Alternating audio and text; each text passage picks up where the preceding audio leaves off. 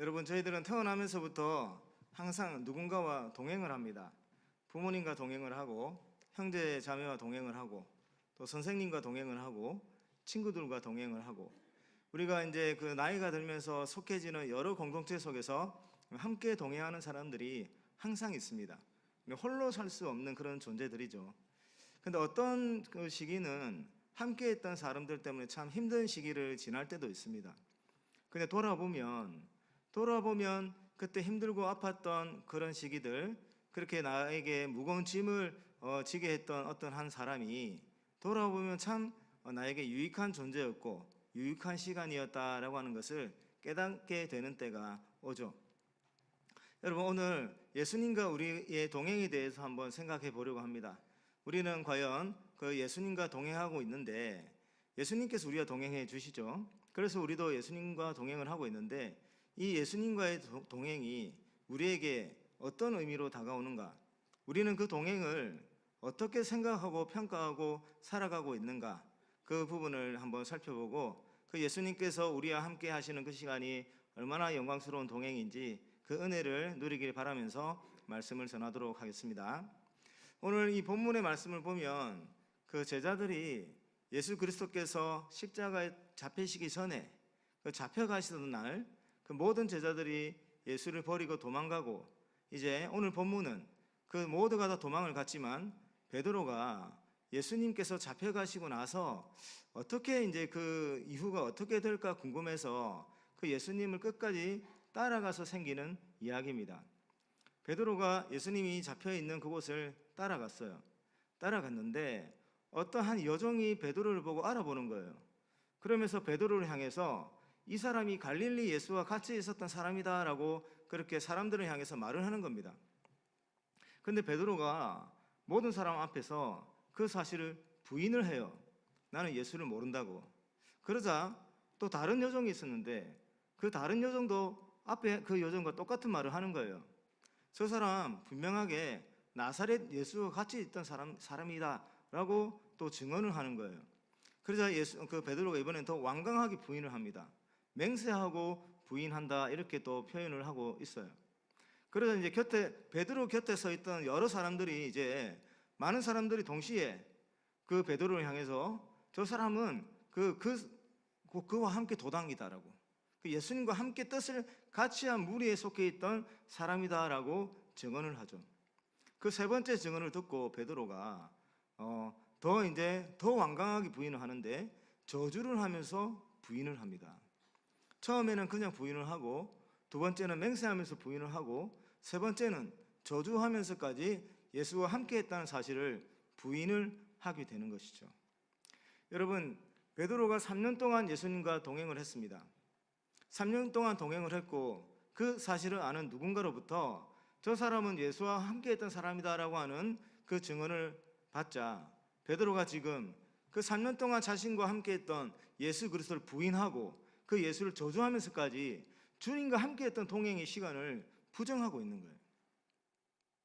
여러분, 베드로가 왜 이 예수와의 동행을 부정했을까요? 베드로가 예수님과 함께 했던 그 3년간의 시간이 너무나 수치스럽고 부끄러웠기 때문에 그 시간을 부정을 했을까요? 그렇지는 않다고 보여집니다. 끝까지 그래도 그 예수님이 어떻게 이제 마지막을 보내게 될까 궁금해서 걱정이 되어서 따라갔던 베드로죠.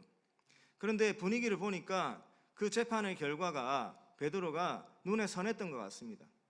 저 재판의 결과 예수께 죽음이 임할 것이라고 하는 것을 베드로가 이제 알아차린 것 같아요.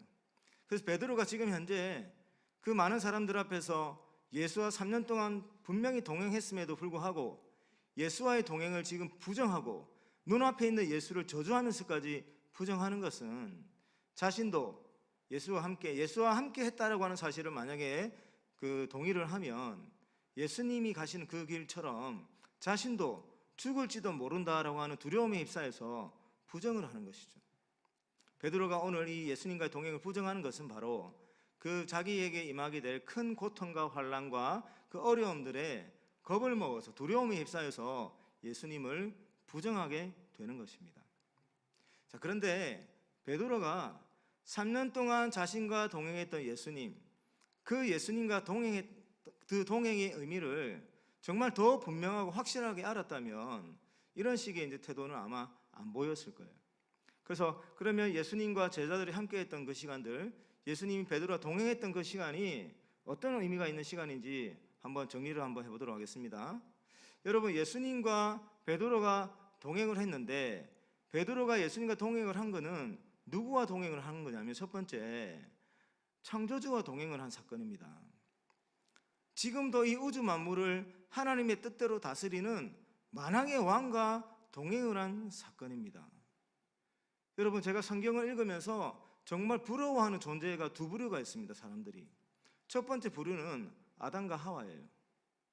아담과 하와는 이 세상에 죄가 들어오기 전에 하나님과 정말 친밀한 관계 속에서 죄가 없는 완전한 선한 세상에서 살았던 인물들이에요.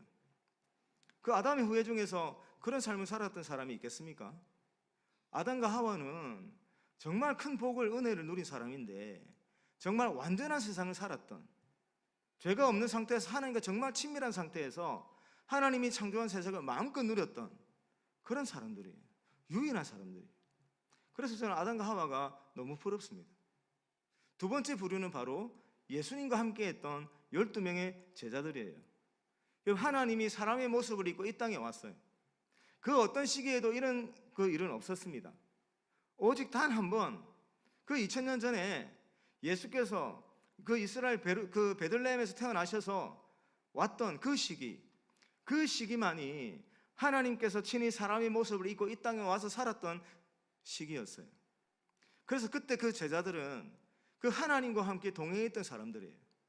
육신을 입고 오신 하나님과 동행했던 사람들이에요. 그 정말 가까이서 동행했던 사람입니다. 하나님의 전능하심을 옆에서 직접 경험했던 사람들이고, 하나님의 무한한 지혜를 옆에서 경험했던 사람들이고, 그 하나님의 자비하고 그 인자하심을 옆에서 생생하게 체험했던 그런 사람들이 바로 예수님의 12명의 제자들이었어요. 그래서 저는 이 아담과 하와 그리고 12명의 제자들이 정말 특별한 은혜를 받은 사람이고 그들이 참 부럽다라고 하는 생각이 듭니다. 베드로가 동행했던 예수님은 이 우주 만물을 창조한 하나님이시면서 그 우주 만물을 하나님께서 기막힌 방법으로 운행하시는데 그 만왕의 왕이 되시고 통치자가 되시는 그 임금님과 함께 동행한 시간인 것이죠. 그 사실을 베드로가 알았을까요? 그 12명의 제자들이 그 순간에는 그러한 사실을 정말 알았을까요? 그때까지는 잘 몰랐을 겁니다. 여러분, 지금 스페인의 바르셀로나에 한 해에 2천만 명이 넘는 관광객들이 그렇게 방문을 한다고 해요. 방문하는데 큰 그 요인이 되는 그 이유가 뭐냐면 그 안토니오 가우디라고 하는 건축가가 있죠. 건축가가 그 건축한 건물들을 보기 위해서 그렇게 많은 사람들이 그 스페인 바르셀로나를 방문한다고 해요. 그리고 그 가우디가 설계한 7개의 건축물은 유네스코에 지정이 되어서 유네스코의 관리를 받으면서 문화재로 지정이 되기까지 했습니다. 그리고 지금 그것을 대성당을 하나 설계를 하고 건축을 한 지가 140년 가까이 되는데 아직까지도 완공이 되지 못한 대성당이 있습니다. 아마 몇 년 후면 완공이 된다고 하는데 거의 150년에 가까운 시간 동안 그 성당을 짓고 있는 거예요. 그런 가우디라고 하는 한 사람이 만든 건축물을 보기 위해서라도 2천만 명이 되는 사람들이 그곳에 막 한 해에 몰려들고 있는 거예요. 사람이 만든 건축물에도 그런 아름다움을 느끼고 그 웅장함을 느껴서 그 감동을 느껴서 그렇게 많은 사람들이 그곳을 방문을 하고 있는데 하물며 창조주 하나님과 동행하는 사람들은 얼마나 대단한 것들을 느끼겠습니까? 저는 바다를 보고 산을 보면 이 하나님의 광대하심이 느껴져요. 그리고 우주 만물이 돌아가는 어떤 그 별들이 운행하는 어떤 그런 원리들을 볼 때마다 하나님의 그 너무너무 광대한 힘이 느껴집니다. 어떻게 여러분 이 지구라고 하는 이 행성이 하루에 그렇게 돌면서 또 이렇게 태양 주변을 돌까요? 회전을 하면서 태양 주변을 돌까요? 우리는 왜 지구가 돈다는 사실을 느끼지를 못할까요? 그리고 그렇게 그 지구가 이제 도는데 우리는 왜 또 떨어지지 않고 이 지구라고 하는 이 땅에 붙어 있을까요? 그런데 지구와 태양만 그렇게 움직이는 것이 아니라 지구와 태양을 합친 이 그 공간에 몇백 배, 몇천 배, 몇만 배나 더 큰 이 우주가 아주 질서정연하게 그렇게 돌아가고 있다고 합니다. 여러분 믿어지십니까? 근데 그것을 다스리는 분이 바로 하나님이세요. 하나님이 기가 막히게 하나님께서 질서를 부여하셔서 그 광대한 우주가 한치의 오차도 없이 그렇게 운행이 되고 있습니다. 그런 하나님과 동행했던 사람이 바로 12명의 제자였고 그 중에 한 사람이 베드로였습니다. 베드로가 지금 오늘 나오는 이 본문에서는 자신과 함께 했던 이 예수 그리스도가 얼마나 광대한 분인지, 그 얼마나 큰 능력을 가지신 분인지를 정말 생생하게 아직까지는 깨닫지 못한 것이죠. 그리고 두 번째로 이 베드로가 예수님과 동행한 이 시간들은 한량없는 사랑을 받은, 한량없는 사랑을 베푸신 분과 동행했던 시간입니다. 예수님께서 제자들과 3년 동안 함께 하시면서 지금 이제 잡히셨어요. 잡히시고 나서 이제 조금 후에 어떤 일이 벌어지냐면 십자가에 달리십니다. 그곳에 달리셔서 모진 고문 끝에 죽임을 당하십니다. 그렇게 예수께서 그 십자가에 달려서 죽는 이유, 그 이유를 베드로가 오늘 본문에 나오는 이 시대에는 그 진정한 의미를 알았을까요? 아무런 죄도 없으신 하나님께서 친히 사람의 몸으로 오셔서, 죄인의 몸으로 오셔서 베드로를 비롯한 여러 사람들이 받아야 되는 그 벌을 대신해서 받기 위해서 사람의 몸으로 오셨고 십자가에서 그렇게 끔찍한 방식으로 죽임을 당하셔야 했던 그 이유를 만약에 베드로가 알았다면 오늘 이 순간 베드로는 훨씬 다른 모습을 보여줬을 겁니다. 여러분, 우리가 살아오면서 지나간 시간들을 기억할 때 가장 그 기억이 나는 순간들을 한번 떠올려 본다면 나를 정말로 사랑했던 사람들과 함께 했던 시간일 겁니다.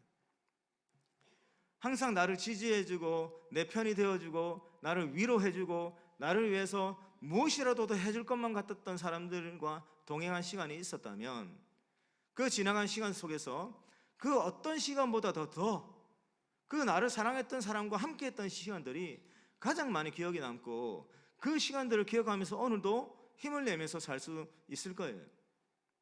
베드로가 그리고 12명의 제자들이 예수님과 함께 했던 그 시간은 그 지구상에서는 해보지 못하는 사랑을 경험했던 시간들이에요. 사람 중에서는 그 누구도 베풀지 못했던 지극히 크고 큰 사랑을 베풀었던 분과의 아주 귀한 동행의 시간이었죠. 베드로는 예수님과 그런 시간을 3년 동안 보냈던 겁니다. 그런데 그 의미를 완전하게 깨닫지 못했습니다, 베드로가. 그리고 또 베드로가 예수님과 했던 3년 동안 시간은 어떤 의미가 있는 시간이냐면 가장 거룩하고 존귀한 길을 걸어갔던 시간입니다. 하나님의 영광으로 가득 차게 된, 이 땅과는 완전히 다른 하나님의 영광으로 가득 찬 하나님의 나라가 도래하는 길을 열어갔던 시간입니다. 예수와 함께 갔던 길은 예수께서 완성하실 하나님의 나라를 완성해 나가는 그 길을 함께 열어갔던 길이에요.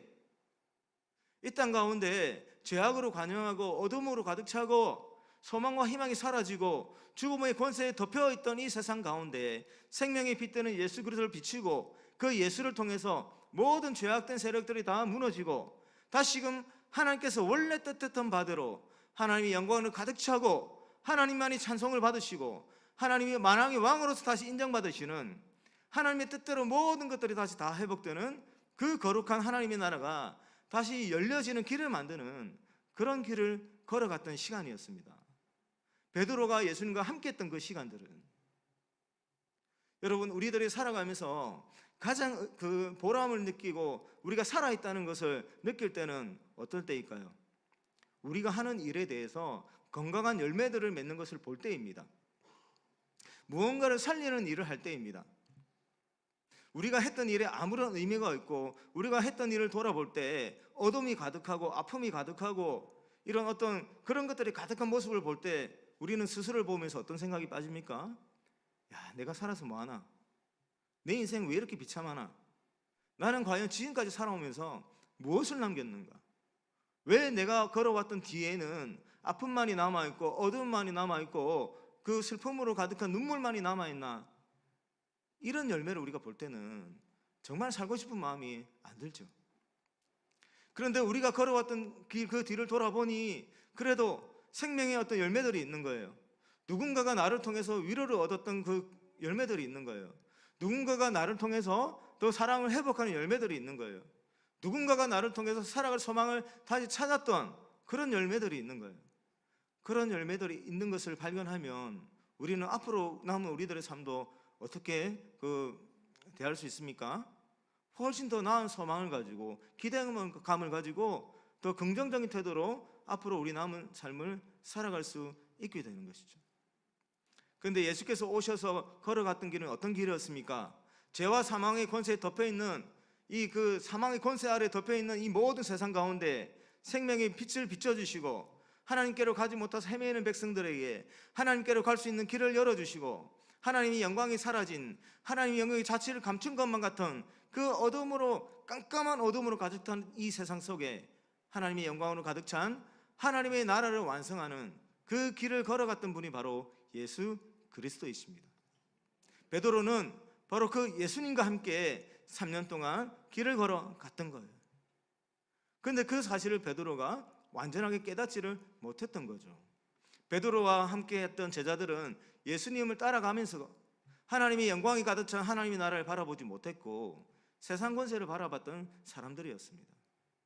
그래서 자신들이 예수님과 함께 했던 그 3년이라고 하는 시간이 얼마나 거룩하고 영광스러운 동행인지를 잘 깨닫지를 못하고 예수께서 잡혀가시던 그날 밤에 모두가 다 예수님을 버리고 도망을 가고 예수 앞에서 나는 예수님을 알지 못한다고 부인을 하게 된 것이죠. 여러분, 이 제자들이 예수와 동행했던 시간의 의미를 확실하게 알았다면 이제 다른 모습을 보였을 겁니다. 그리고 그 사실을 완전히 깨닫고 나서 이 제자들은 하나같이 다 다른 길을 걸어가게 됩니다. 다른 태도로 그 삶을 살아가게 됩니다.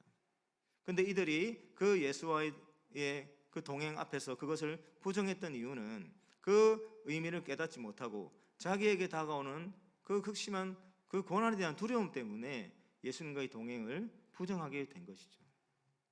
여러분, 그러면 우리 각자에게 한번 질문을 해볼 수 있습니다.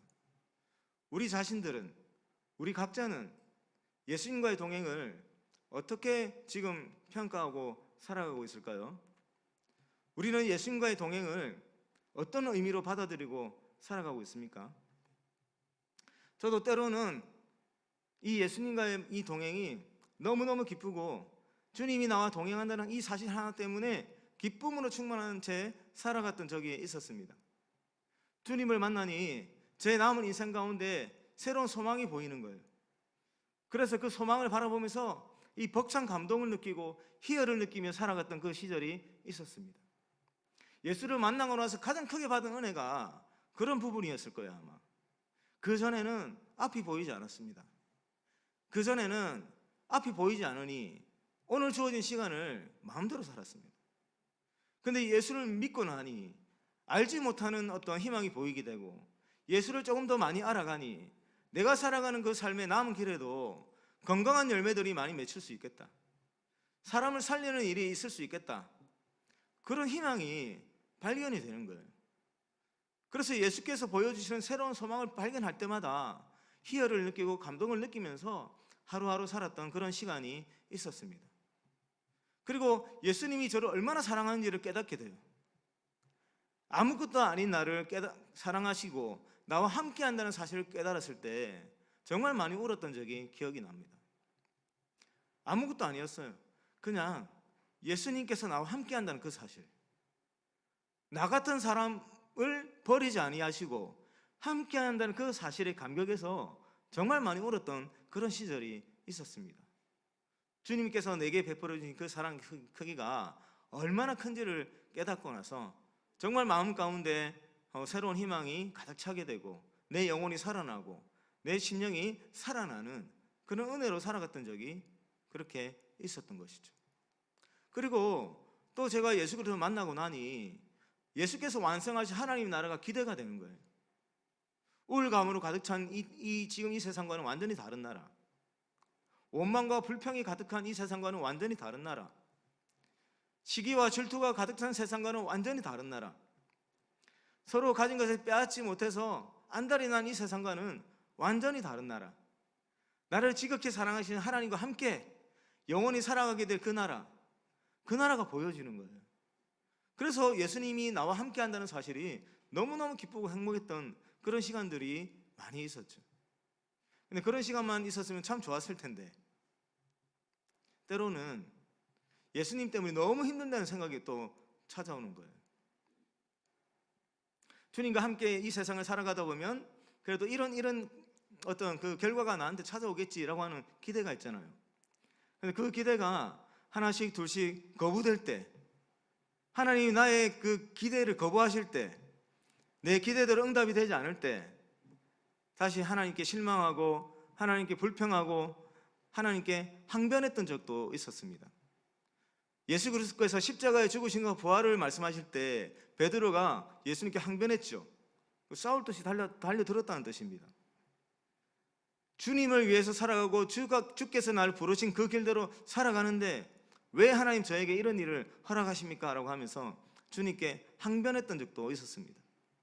때로는 하나님께 속았다라고 하는 생각도 했던 적도 있었습니다. 그리고 그 예수 그리스도께서 나에게 원하셨던 길을 갈 때 제가 생각했던 것 이상의 어떤 어려움들을 만날 때도 있었죠. 그런 어려움들을 만날 때 제 육신에 상처가 남는 것 같아요. 제 마음에 상처가 남는 것 같아요. 너무너무 힘든 순간에는 하나님 너무 원망스러웠어요. 그 옛날에 느꼈던 기쁨과 환희와 그 벅찬 감동은 온데간데 없이 사라지고 내 모습을 보니 상처만 가득한 것 같아요.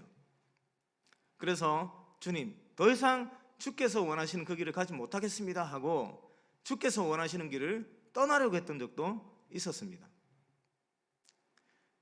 주님과 가까워지는 것, 주님과 동행하는 거에 너무너무 힘들었기 때문에 그렇습니다.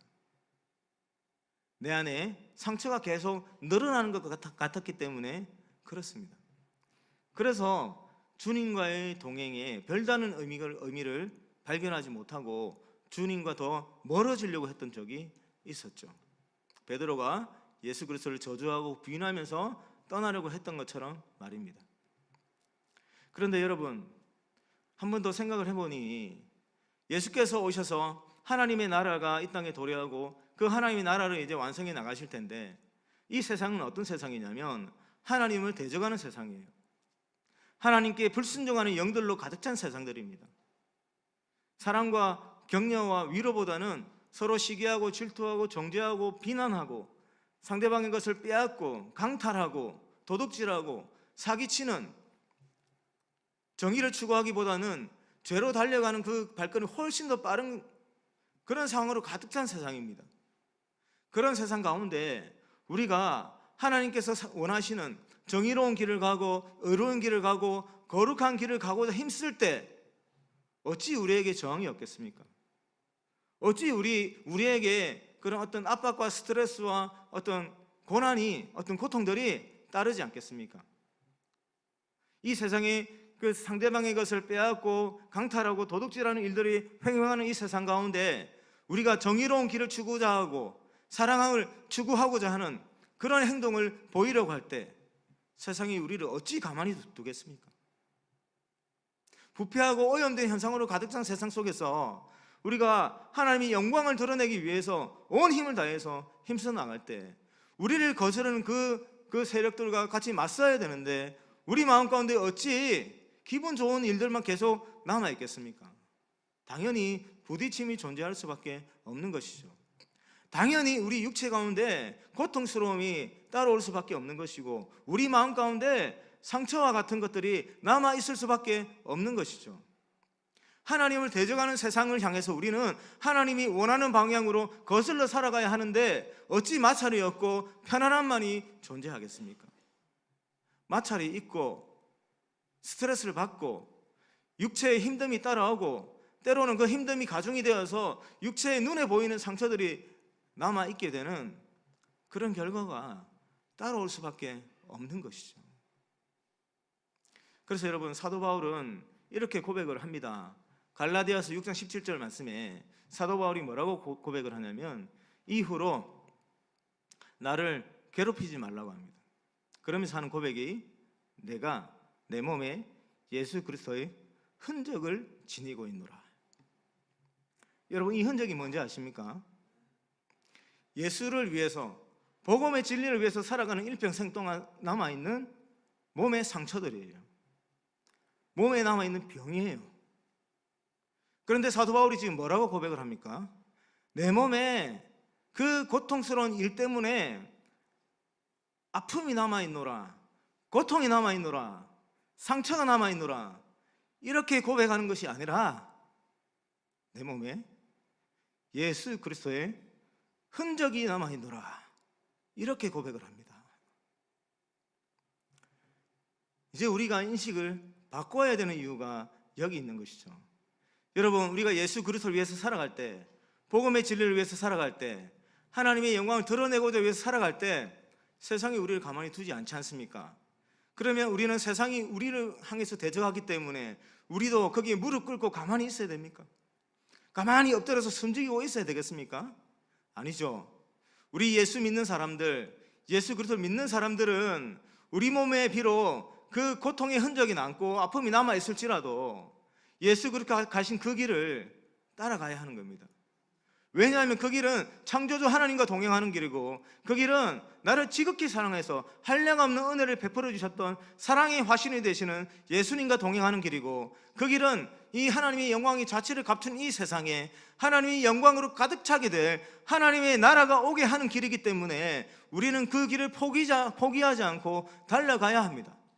그리고 그 길을 달려가는 가운데 우리 몸에 어떤 상처가 남고 우리 몸에 어떤 아픔이 남으면 그것은 고통의 흔적이 아니라 예수 그리스도의 흔적이 된다는 사실을 믿으시길 바랍니다. 여러분, 예수를 따르는 길에 아름다운 흔적만 남으면 얼마나 좋겠습니까? 예수 그리스도를 따르는 길에 순전하게 복음을 받아들이고 기뻐하는 어떤 그런 복음의 열매들만 우리가 얻으면 얼마나 좋겠습니까? 그런데 예수를 따르는 길에 우리 몸에 상처가 남을 수가 있습니다. 아파서 병에 걸릴 수도 있고 신체 어느 한 부분이 훼손이 될 수도 있습니다. 그런데 사도 바울이 그 예수와 동행했던 그 시간, 영광스러운 그 동행을 했던 시간에 자신의 몸에 남아있는 그 아픔의 흔적들을 그런 고통의 흔적이라고 고백하지 않고 예수 그리스도의 흔적이다, 그렇게 고백을 하고 있습니다. 사랑하는 성령교회 성도 여러분, 예수님과 동행하는 이 시간이 우리들에게 어떤 의미 있는 시간입니까? 고통만이 남아있는 시간입니까? 아픔만이 남아있는 시간입니까? 주님과 함께하는 이 시간은 영광스러운 동행이 된다는 사실 우리 모두 고백하는 줄로 믿습니다. 그 고백을 가슴에 품고 우리 몸에 예수 그리스도 길을 따라가면서 우리의 몸에 어떤 아픔의 흔적이 있다 할지라도 그것은 아픔의 흔적이 아니라 예수 그리스도의 흔적이다 라고 하는 고백을 하면서 하나님의 영광을 비추며 살아가는 우리 성령교회 모든 성도님 되시길 주의 이름으로 축원합니다.